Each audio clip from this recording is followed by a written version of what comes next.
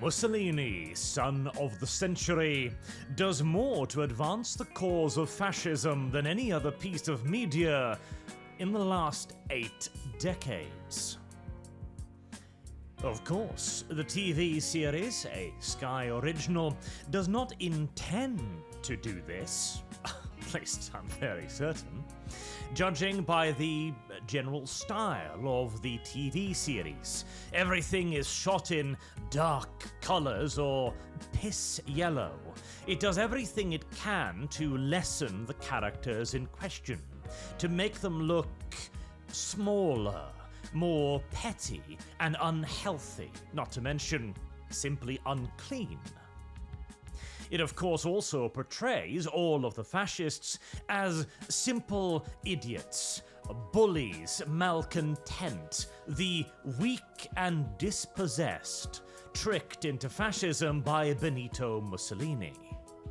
And of course, it does what every modern-day television series does when it comes to any great man, and attributes all of his achievements to a woman, as the show goes to quite some lengths to indicate that it was a Margherita Sarfatti that was the originator of many of Mussolini's ideas and impetuses. However, it is precisely this pursuit of making fascism appear as nothing more than the vilest, most dishonest, brutish and terrible thing ever, something that no sane person could even conceive of adopting, that it does so much in the service of that very self-same fascism, as it reduces it to nothing more than a ludicrous caricature of itself. To the point that somebody who might actually sympathize with fascism would look at a show like Mussolini, the son of the century, and think to themselves, they haven't studied anything about what I believe, what I think, or why I support these ideas. I can safely discard all of it. None of it is intellectually challenging in any way. Instead, I can simply look at this 8-hour show aura farm the shit out of Benito Mussolini and make him look like a miracle worker every step of the way. As the show, of course, completely fails at every level to represent fascism, and thus it cannot challenge its ideas because it has no idea what it is challenging. And thus the entire thing simply boils down to a derogatory ad hominem, which the target of criticism will simply laugh at and ignore, and everybody else thinking that this is what fascism really is will be completely defenseless against it should it ever rear its head again. If the general populace genuinely believes that fascism is a bumbling, idiotic ideology that could only ever rise to power through sheer, undiluted accident, then why would they ever need to educate themselves on it or be watchful of its return? Particularly as well, if it is always portrayed as being led by complete savage idiots. This reminds me of another drama series dramatizing the life of Adolf Hitler, as at no point should these pieces of entertainment ever be referred to as documentaries. The show I'm referring to is Hitler: The Rise of Evil.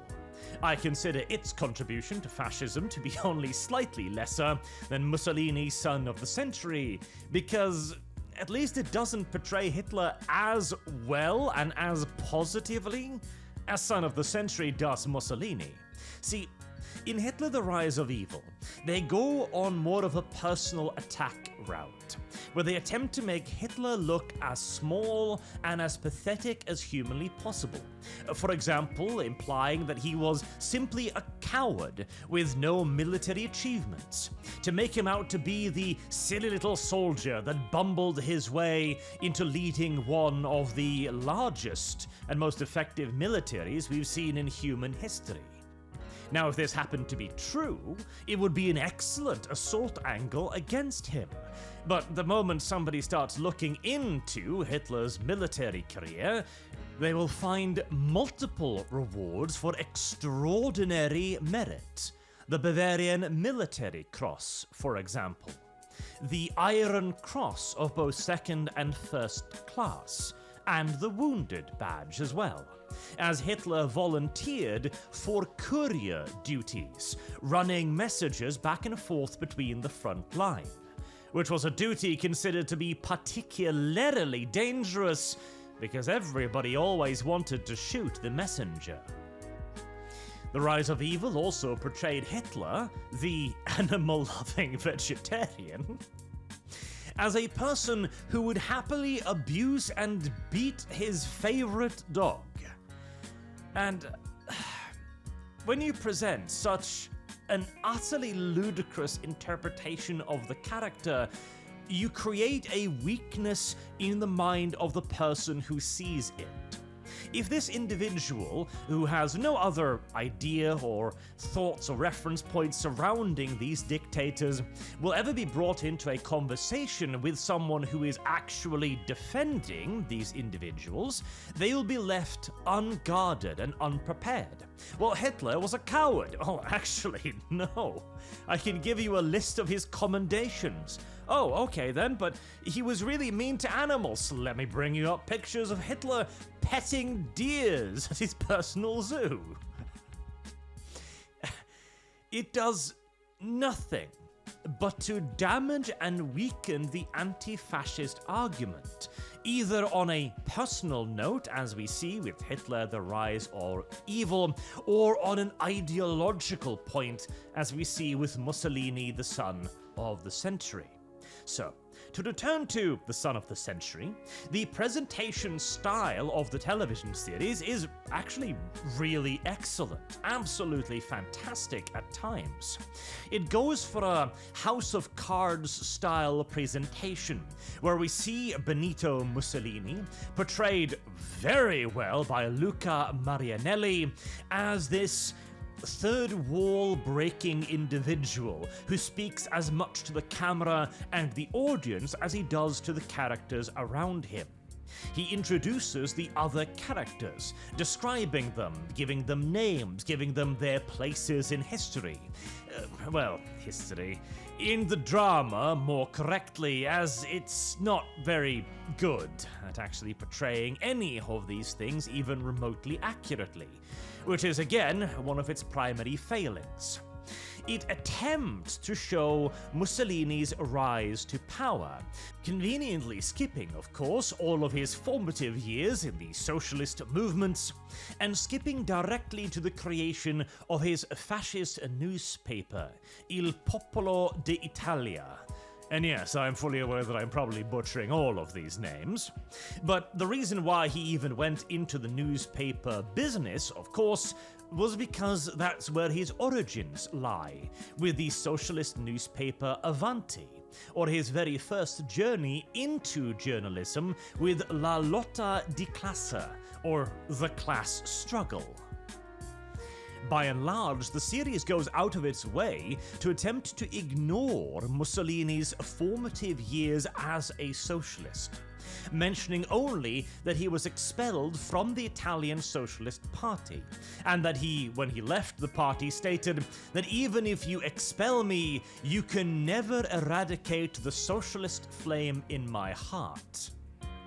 The show even goes so far as to have Mussolini say that he used to be a socialist, whereas in reality, of course, Mussolini would have said that he has become a better socialist, a perfect socialist instead. Now, all of this is, of course, done to separate Mussolini from the socialists, and to leave the communists of the show appearing pure and untainted, as they are universally depicted as peaceful, democratic, oh, there's a hell of a joke as well, as we will get to later, loving, and of course, brave and principled, standing up to fascism at every turn. This is done exclusively so as to ignore the fact that the entire origins of fascism comes from socialism. Fascism is not different from socialism, it is an offshoot of it. It is revolutionary socialism. The reason why Mussolini created his own party was because he was getting sick of waiting for the revolution. It is also why the show utterly ignores Antonio Gramsci, who glows with his absence in the show, as of course the primary disagreements between Gramsci and Mussolini was over who was the most socialist, who was the most subversive, who was the most effective in destroying capitalism and the state. Make no mistake whatsoever, fascism and socialism spring from the precise same tree. And the only true difference between these two flavors of socialism is that one is national, concerning itself primarily with its own populace and its own nation. And the other, socialism, Soviet socialism, is international, concerning itself with everybody else's people and everybody else's nations. Thus, national and international socialism.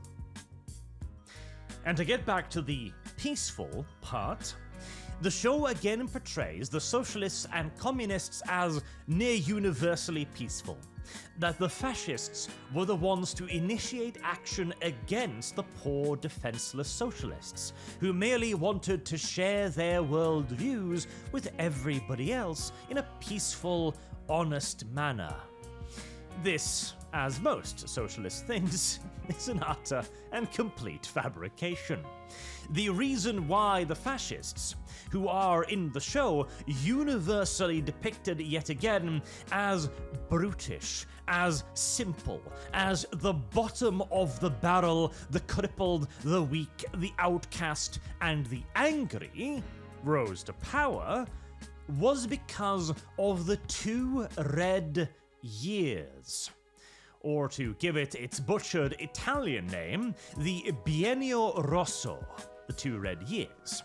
This was an attempt to launch a revolution within Italy, where amongst other things they formed the Red Guard of Italy, the Guardi Rosso, which at one point had 100,000 members. And the 2 red years saw a series of local uprisings, strikes, and seizures of factories that would involve 500,000 people, who of course used violence, guns, and murder to seize control over these factories, to oust their opposition. And for all intents and purposes, it was the beginning of a revolutionary uprising. However, the rising insecurity and violence then coincided with the rise of the fascist movement, who would engage the Red Guards in street brawls. They were now allowed to present themselves as the keepers of the peace, as those opposing anarchy and Bolshevism, Red Socialism come to conquer Italy. Furthermore, the political leadership of the communist and socialist parties in Italy, largely located in the south, did not see the opportunity brewing in the north, where most of these factory seizures and local uprisings were taking place. It failed to seize its opportunity to spiral this into a full-blown revolutionary movement. Instead, the political parts of the movement attempted to extract further concessions from the weak political leadership of Italy at the time, particularly King Victor Emmanuel III, who was struggling mightily and none too effectively to keep control in his country. This again left the window wide open for the fascists to approach the various factory leaders and owners and claim that they would restore authority, peace and prosperity to Italy in the face of rampant mobs. This eventually culminated with the March on Rome. Now, in the television series, the March on Rome is depicted as an act of absolute desperation, with Mussolini having been pushed up against the wall, assuming that the March on Rome would fail instantly. It would collapse the moment anyone decided to resist. As he says in the show, if a single shot is fired, the march will fail. And as he keeps repeating, not one shot, not one shot. Because again, in the show, the entire fascist movement is simply just a gathering of the worst, none of whom have any sort of ideological convictions whatsoever, none of whom are ready to fight for this movement, despite also being again and again depicted as violent bully boys whose only joy is fighting. And so, if at any point Italy would have resisted even the slightest bit, if the communists had resisted, if the king had resisted, if the army had resisted, and so on, fascism would have been throttled in its cradle. Again, reinforcing the idea that fascism came about through sheer undiluted accident, rather than any actual genuine moral, political and philosophical movement. Reality was quite different. The fascist March on Rome saw something along the lines of 20 to 30,000 people begin to move towards the capital. At that point, the Nationalist Fascist Party counted over 320,000 members. They also counted amongst their numbers significant numbers of expert military personnel. They commanded a great deal of the loyalty of the army. Not to mention, again, the business class who had been directly attacked by the socialists. Mussolini also had a great deal of popular support, especially in the middle and southern regions of Italy. You know, around Rome, where all of the political power and authority was centralized. Yes, there was no stopping the march with a single shot. Indeed, if a shot was to be fired, it was more likely to be fired by the fascists against a falling regime than the other way around. Mussolini was not simply handed authority, as it shows in the show. He most assuredly so seized it at the tip of a bayonet. But how could this come about? How could fascism gain such widespread support? How could it, indeed later on, be elected properly so through the electoral process with an overwhelming majority of the parliamentary seats? What was it that made fascism so popular? That is what we would need to investigate to actually have a proper TV series debating fascism and equipping people in a way where they might be able to detect it and resist it. Does the show does any of this? Of course not. It does not even attempt to define fascism at any point. The closest it ever comes is the definition that Orwell so jokingly made up, as to say that the only common definition of fascism in the English language was bully. And to be fair to the show, it is difficult to come up with an effective definition of fascism if you are not already quite enlightened on this topic.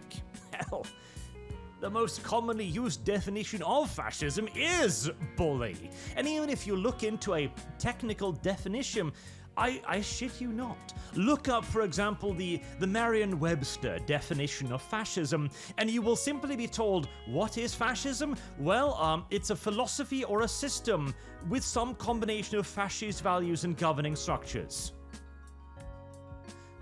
The definition of fascism is fascism. Thank you. Or alternatively, the slightly more functional one, a populist political philosophy, movement, or regime that exalts nation and often race above the individual. That's closer. That is the outcome result of fascism. That is what it aims for, sure, but how does it get there, and why does it seek any of this? Again, is never explored in the show at all. Which, once more, leaves anyone who is attempting to argue against fascism with no tools with which to do so. We cannot refute the ideas of fascism because we do not even know the ideas of fascism. And that is what shows like Mussolini, the Son of the Century, does. It creates a comforting, false variant of fascism. It literally is an 8-hour-long, opulently filmed straw man that does nothing to prepare anyone to deal with the realities of this political ideology. And considering the fact that fascism was first and foremost created as the most revolutionary ideology of a revolutionary era of tremendous political flux, division, and volatility, well, does that sound like anything familiar? Anything that might be happening right about now, for example? Now, I'm not saying that fascism is a particularly pressing problem in the current day political spectrum. It is not. Not at all. In fact, as a political ideology, it is all but eradicated. However, if you were to look at the theoretically most fertile ground for an ideology like fascism to take root, it would look an awful lot like today. And TV shows like Mussolini Son of the Century and Hitler Rise of Evil are not doing us any favors whatsoever. Until next time, I've been Arch. Thank you all very much for listening, and I hope to see you all again soon. Till then, have a good day.